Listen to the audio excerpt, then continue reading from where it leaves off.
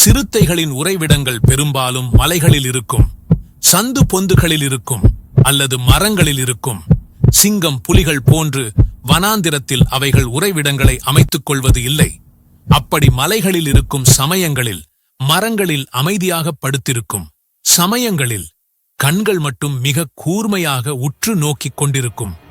எந்தெந்த மிருகங்களை சக மிருகங்கள் வேட்டையாடுகிறது, எவ்வளவு தூரம் விரட்ட முடியும், அதற்கு எவ்வளவு எனர்ஜி தேவைப்படுகிறது, சக மிருகங்கள் எப்படி இரையை விடுவிக்கிறது, ஏன் தோற்றுப் போகிறது, ஒவ்வொரு விலங்கிற்கும் உள்ள பலம் எது, பலவீனம் எது, எந்த விலங்குகள் எல்லாம் பின்னங்கால்களால் தாக்கும். விலங்குகளிடம் அதிகமாக உதை வாங்குவதும் பல்பு வாங்குவதும் சிங்கங்கள்தான். இலக்கின்றி விரட்டி, வெறியோடு விரட்டி பற்கள் எல்லாம் உடைந்து போகும்.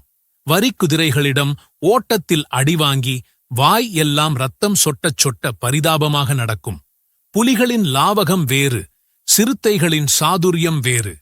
அமைதியாக அமர்ந்து உற்று நோக்குவதால் அவைகளுக்கு இழப்புகள் குறைவு.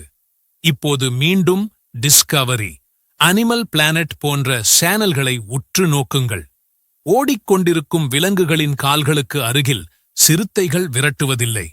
கொஞ்சம் சைடாக வலது இடதுபுறம் விலங்குகள் ஓடுவதற்கு சற்று சைடாகவே சிறுத்தைகள் ஓடும். புலிகளும் இதை ஃபாலோ செய்தாலும் அகோரப் பசியால் சமயங்களில் விலங்குகளின் கால்களில் மாட்டிக்கொள்வது உண்டு. சரி, சிங்கமோ புலியோ இவைகளை ஏன் விட்டுவிடுகிறது? ஏன் தயங்கி நின்று விடுவிக்கிறது? இலக்கின்றி விரட்டுவது, ஓடும் திசையெல்லாம் ஓடித் தாவித் திணறி மூச்சு வாங்கி நின்றுவிடும்.